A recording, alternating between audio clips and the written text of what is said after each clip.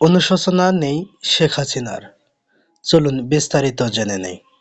ক্ষমতাচ্যুত প্রধানমন্ত্রী শেখ হাসিনার বিরুদ্ধে যেসব অপরাধ বিবেচনা নিয়েছেন আন্তর্জাতিক অপরাধ ট্রাইব্যুনাল, তার একটি ছিল উস্কানিমূলক বক্তব্য দেওয়া। জুলাই গণ অভ্যুত্থানের ক্ষমতাচ্যুত হওয়ার পর ঘৃণা ও বিদ্বেষপূর্ণ বক্তব্য দিয়ে যাচ্ছেন শেখ হাসিনা। রায় ঘোষণার সময় এটি স্পষ্টভাবে উল্লেখ করেছেন ট্রাইব্যুনাল।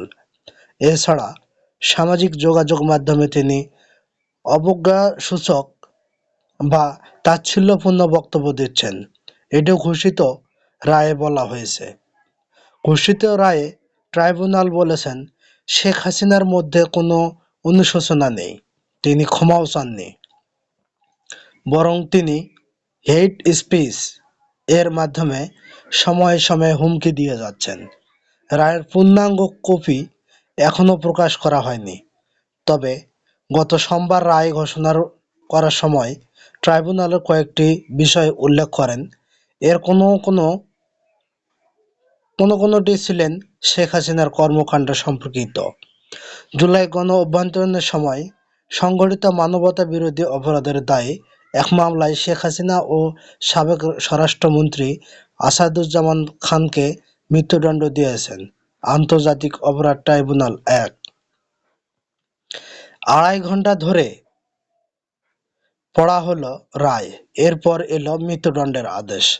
অবজ্ঞাসূচক ও ঘৃণা ছড়ানোর বক্তব্য দেওয়া থেকে বিরত থাকতে এর আগে শেখ হাসিনার প্রতি আদেশ দেওয়া হয়েছিল বলে ঘোষণার সময় উল্লেখ করেন ট্রাইব্যুনাল। ঘোষিত রায়ে বলা হয়, দলীয় নেতা শাকিলের গাইবান্ধা বাড়ির সঙ্গে টেলিফোন কথোপকথনে শেখ হাসিনার ঘৃণাসূচক ও অবমাননাকর বক্তব্য দিয়েছেন। ওই কথোপকথনে শেখ হাসিনা বলেছিল, যেহেতু তার বিরুদ্ধে ২২৬টি মামলা হয়েছে, সেজন্য ২২৬টির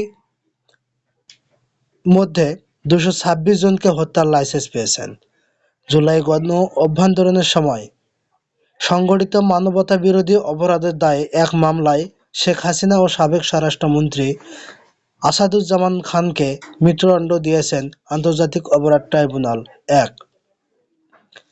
এ মামলা তার আরেক আসামি পুলিশের সাবেক মহাপরিদর্শক আইজিপি চৌধুরী আবদুল্লাহ আল মামুনকে ৫ বছরের কারাদণ্ড দেওয়া হয়।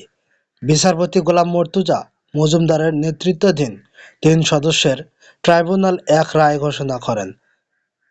রায় ঘোষণা সরাসরি সম্প্রচার করা হয়। ঘোষিত রায়ে ট্রাইব্যুনাল বলেন, এটি কাচের মতো স্বচ্ছ। শেখ হাসিনা উস্কানিমূলক বক্তব্য তার দলীয় কর্মী, সহযোগী সংগঠন ছাত্রলীগ ও যুবলীগকে প্ররোচিত করে। তার মধ্যে তার বক্তব্য আন্দোলনকারীদের উস্কে দেয়। এসব বক্তব্যের মাধ্যমে তিনি আন্দোলনকারীদের হত্যা ও নির্মূল করার আদেশ দিয়েছেন। শেখ হাসিনার বিরুদ্ধে মামলার রায় হলো ৩৯৭ দিন পর। তো বন্ধুরা, পরবর্তী আপডেট নিউজ পেতে আমার চ্যানেলটির সঙ্গেই থাকুন। আর এখনও যারা সাবস্ক্রাইব করে নাই, এখনই সাবস্ক্রাইব করে পাশে থাকুন। ধন্যবাদ।